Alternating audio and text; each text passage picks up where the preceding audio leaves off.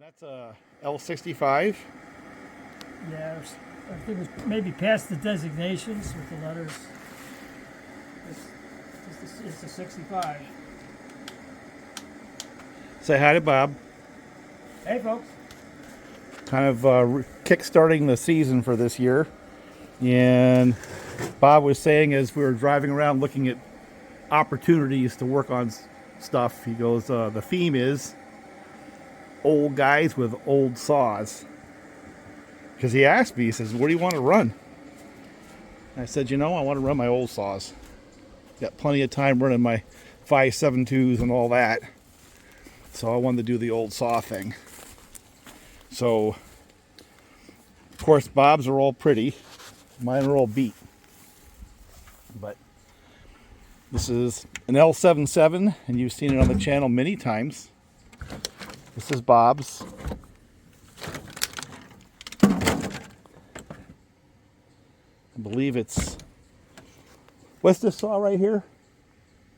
52E. It's the little brother to your 70E. The 52E, he says it's the little brother to this one right here, which is my 70E. That one's going to get work today. This one will too. And there's my backup. One of the junk pile 5.72s. Runs good. And there's my 61 from 1978. And Bob says it doesn't qualify for an old saw, but I think it does. It may or may not get work today. You've seen it on the channel. I've actually used both that 61 272 and that taking down big trees. They're useful saws for sure. Plenty of water, bug spray, stack the water up, chain if we want to pull something out. Now I brought one of my favorite 28. That may end up going on that saw because it's got enough power to pull it. And I better go check that fire, make sure. Yeah, it's going. You ought to get that propane tank in line. Yeah, time to get the propane out.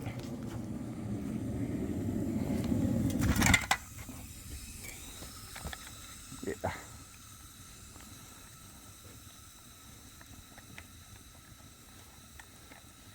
Worked though, right?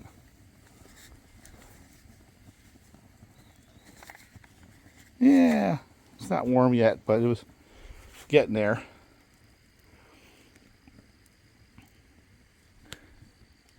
It was kind of a cool day yesterday. It was down the 50s, so I figured having a fire probably a good idea. Later on, once it burns down, we'll fry up a couple of hot dogs, get rid of the trash that was laying around. But man, that's a pretty saw right there. Not bad on the how to fashion this from a 272. That's what I had to drill out. So when were those sold? Mid-70s? Yeah, but that's one of the later models that they were building in Yugoslavia. Oh, okay. So I think that hung in probably to Oh, a the rest of Tomas. the 200 series was going on. But this thing is really almost out of the box new. Beautiful Yeah. saw. And I got it from one of my tree guys. Was doing some work for somebody. They said, "Oh yeah, we got this old saw. Maybe you guys can use it." We bought it years ago. We cut down 3 trees and never used it again. Huh. And it's just as clean inside as you see on the outside. But part of our fun today that we're going to have is, we want old parts with old saws. We got a dispute on what constitutes an old saw, how to define it. Yeah, he So, disqualified I'm going to win another argument today. That's a trend. He disqualified my 61 272. Well, what is yours? We're on kind of a similar curve there. It's not an old saw. I'll give you, it's the birth of the modern saw. Ah, But we'll get into that when we get the rest of them over here. But there's some things that, there's like a half dozen characteristics of an old saw. Design-wise, and you got to have 2 or more of them to really be an old saw. Things like mostly metal. Is the tank separate from the crankcase? May have a horizontal cylinder. Maybe all, almost no plastic. Is this kind of like Some the plastic. assault weapons ban? It has to have 2 of a Yeah, right. certain it character. Is, yeah, it's so. Other things would be does it or doesn't it have anti-vibe? Does it or doesn't it have a chain brake? So there's like a half dozen of those things, and at some point, you get 2 or more, you qualify as an old saw.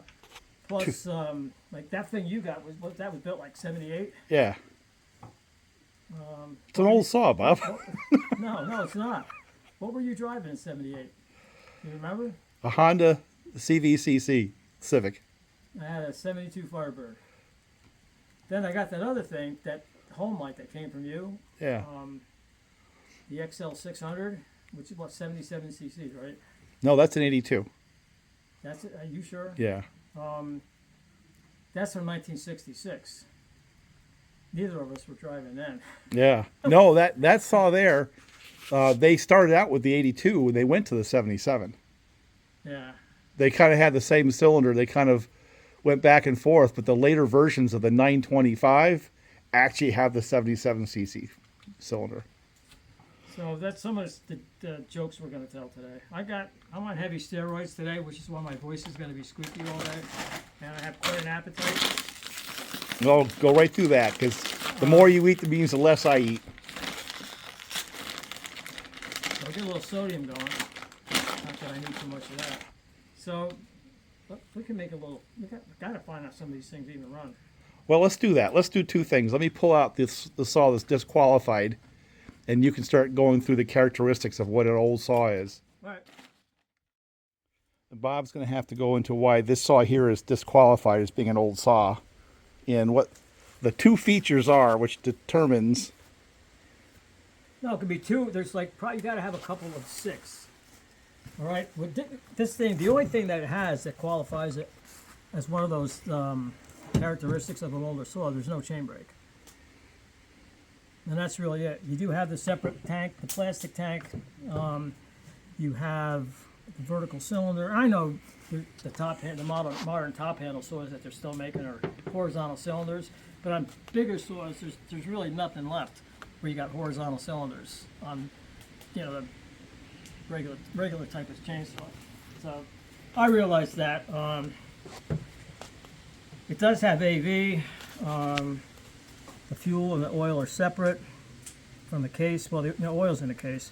What I was telling Walt when the camera wasn't on is this thing here is they first decided, well, we got to get the fuel out of the crankcase because it gets hot and the temperature stuff, and you also, when you got the case getting hot and cold, you get a little more condensation in it.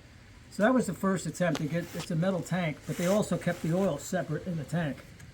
And then after they realized, okay, it was a good idea to get the fuel out of the crankcase, but maybe not so good an idea to get the oil out. So then They put it back in. They put it back in there up front here. Now these are all metal. It does have AV, no chain brakes. The 70E, this actually kind of had one. Some of the later 70Es, you could get a chain brake. I'm not sure if it came on all of them. It might have been like optional. Hey, you want a chain brake? You got to pay for it. So maybe we should start backwards. The modern saw characteristics that you're talking about is a well-developed chain brake. The bar oil is in the case, but the fuel is separate from the case so the heat doesn't get down there and boil it. And plus it has a sophisticated anti-vibe. Those are the main characteristics for you. Plus it has, this one here has a somewhat tilted cylinder, but basically some orientation up and down versus pure horizontal. Then the real old stuff, I don't know if that Pro 60 applies to this or not. Neither of these do because they're both E models, which is electronic ignition. The CDs, the capacitive discharge ignition. But a lot of older saws, like 49 SPs that are very close to that, you got points ignition. Well, that's a CD right there. Yeah, that's So all these are So these are all modern saws. Even this one here, because it's got a CD ignition. Not just you can't zero in on one characteristic at a time, because you can have one, or if you have a couple of them, then you're definitely like an old saw. But some of these things, just because that's got an electronic ignition doesn't mean it's a modern saw. So you're actually, they both qualify as old saws. because you're zoning in on the case design more than anything. No, I'm not zoning in on any one of these characteristics. I'm saying you got like a half dozen of them, and if you've got two or more, then you can say you got an old saw. Okay. Yeah, and I'm not saying that this is the only way to think about it. This is just what I came up with, because there's so much overlap, and when stuff hit the market, when it left the market, when it was on sale, and there's a lot of stuff here that was on sale at the same time. Some of them are definitely older designs. Okay. So what we're going to say is this is a modern saw because it's a 572. This is, in your mind, the birth of the modern saw because of... It's got all those things that we talked about. Yeah. Or it doesn't have all those things that denote... But it has enough of them. Right. And again, the thing that really makes it more of a modern saw is the cylinder layout and the plastic handle separated from the case. Yeah, and it's got AV, rubber stuff. It's got some level. Well, that's how they separate it, right? So it has some level of anti-vibe, and they could have a chain brake, capacitor discharge ignition. But basically, the layout is kind of like the precursor to these. From that to they didn't get rid of like all of these characteristics that make this, all metal, no anti-vibe, no chain brake, horizontal cylinder. Yeah, it's got points, and the orientation of the fluids. They didn't get like from here to the other end of the table all at once. It took decades. And it wasn't a straight path, is the point too. Yeah.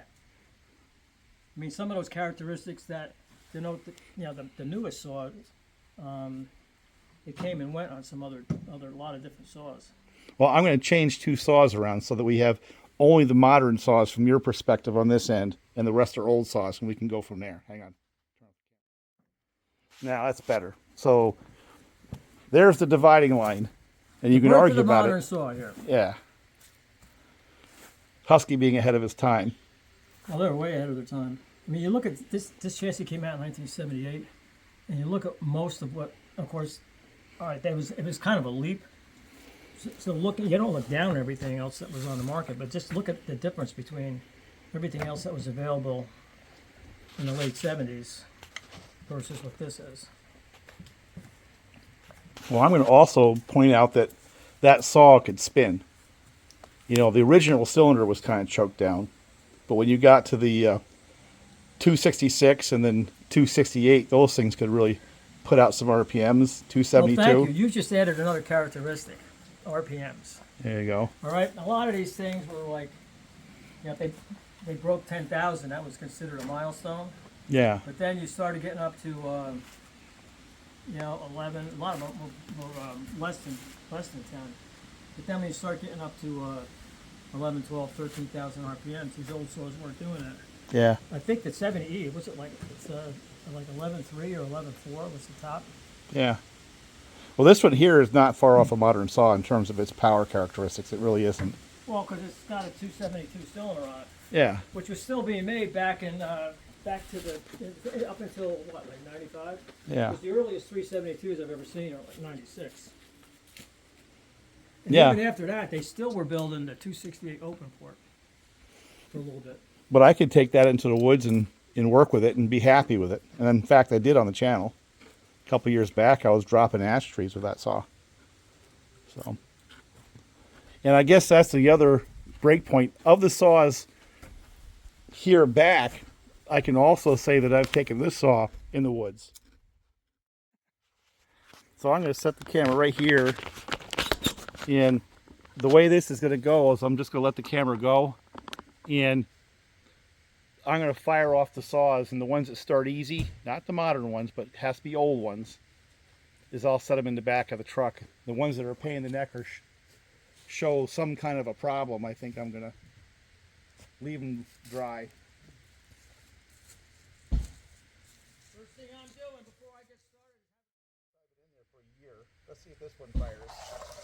How about put just enough to get it going? Just enough to get it going, and then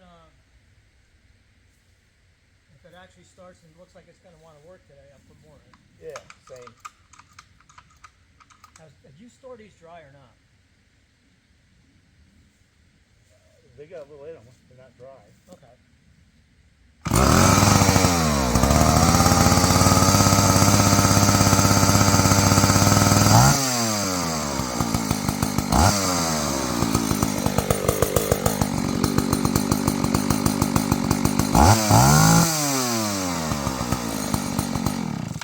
I do believe this one's going with us. Does anybody believe that? It started on one pole. I know mine's not going to do that. I store all my saws dry, and what that usually means is that everything's dry in the carburetor.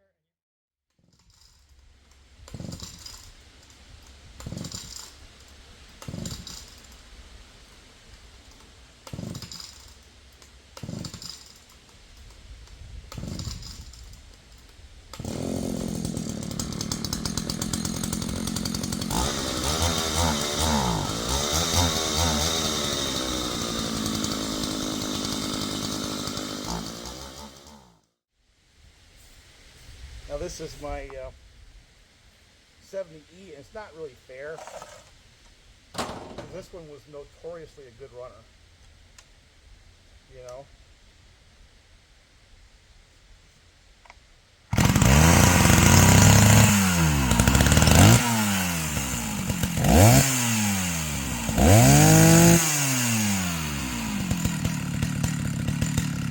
Well, I guess it's gonna have a chance of running today too. So I think I've already got my 2 saws picked. Starting to fire.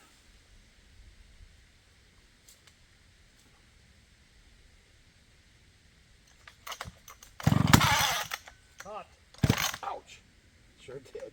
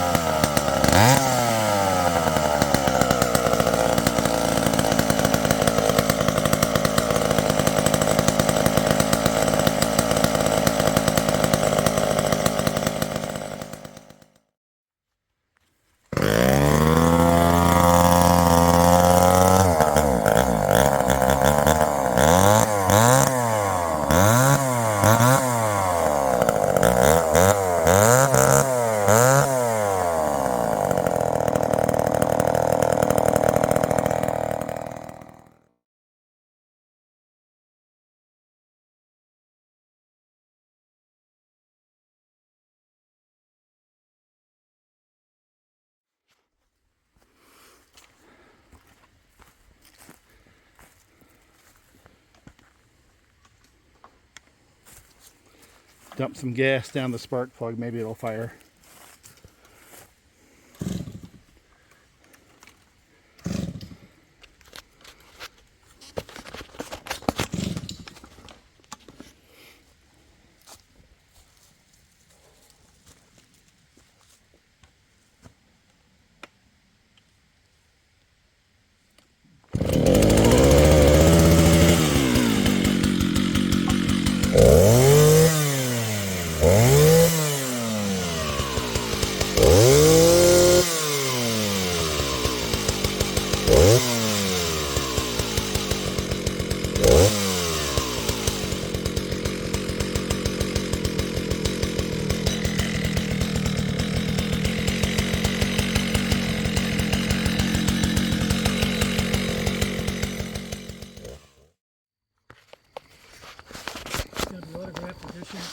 Yeah, Bob. The Christmas edition.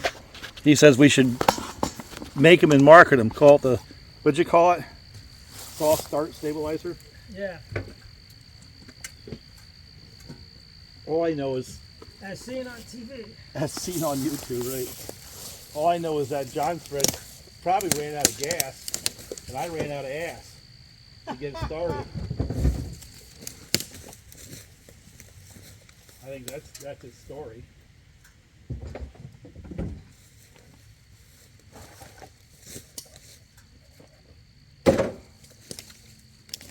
Let's see if it'll restart.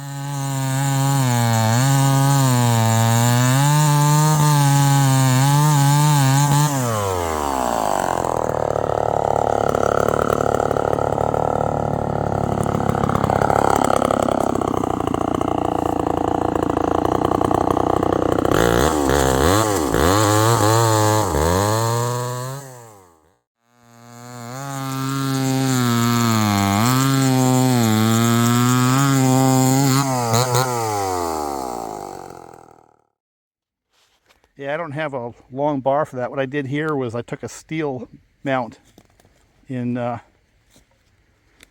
shimmed it down in order to make that I run. could dump the fluids from that thing into here.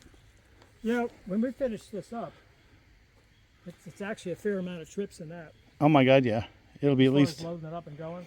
yeah, well, I'll come out here with the axe and split. That'll be my daily routine. But focus on this. We got a lot of these to do, so we're not going to run out of work. But homie works for you. It's cut. The homie's cutting good. It is. Yeah, I don't know really why, but I'm enjoying running it. I'm just having fun with it. And unlike the XLs, it's not as lopsided this way. Oh, that's true. Whether it's 77 or 82 cc's, it don't run with the 925 at all. No. It's not even close. No, probably not. I don't know what the difference would be. Ignition is 1, RPMs is 2. The 925 ran quite a few more RPMs. It's lighter than the 925. Yeah. It's just it's a good sort of work with. I mean, it's like I said, it doesn't have that. Yeah, well, same with this one right here. It's a good saw to work with. And that's an 80, not a 90. I can imagine a 90, if it's the same package, is even more The 90's impressive. got a deco, like right there. That one needs one. I got my stick.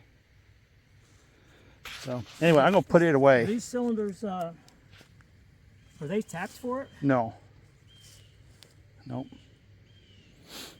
Well, I'm gonna put it away and get the McCulluch out.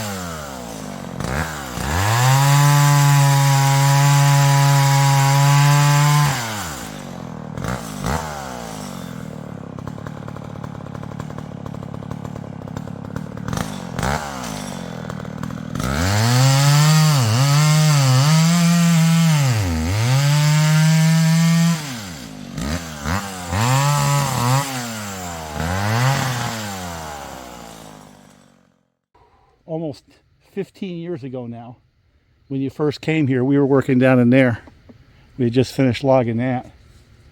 I don't know if you remember that.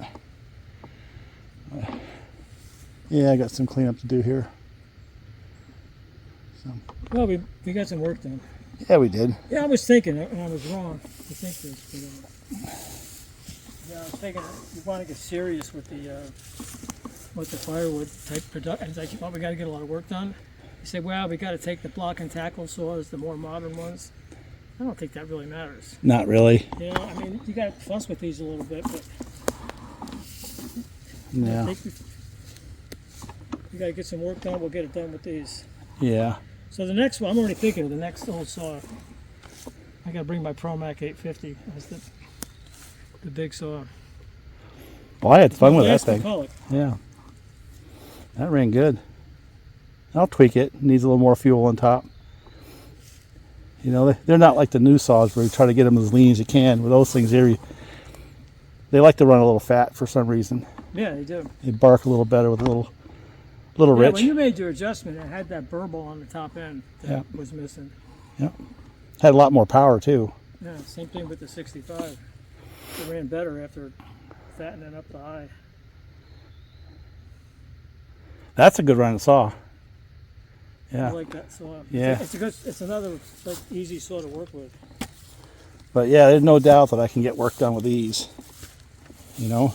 Well, back when that's all you could buy, the work, that's what did the work. I think that's the point is, you know, we get spoiled with the new stuff, and the fact of the matter is an awful lot of wood got cut. And whether it's logging and sold or firewood, you know, processed and sold with these old saws. So the whole idea that you can't do anything with these is kind of bogus because of all the history that they had doing things. But when you compare them to the new ones, yeah, I mean, there are differences.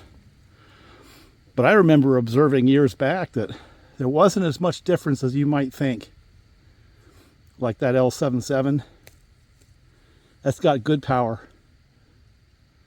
You know, this one here, yeah, it probably runs with a 50cc saw, maybe a little more torque. But and that 70 runs with my 562 in terms of how fast I can, you know, block with it. The other thing too is that ProMax 60 and that Homelite, there wasn't really much of a perceived weight penalty. In my mind, about, oh God, we're carrying around these. I know we weren't going up that gigantic hill we did in the winter. Yeah. Which I'm glad we're not. But just working with them, wasn't like can't handle the weight. Well, I had fun with the Mac. I had a lot of fun with that Jonsered because I had been stumped by it, and now that I figured it out with that 2x4, it's going to get more time. So, all right.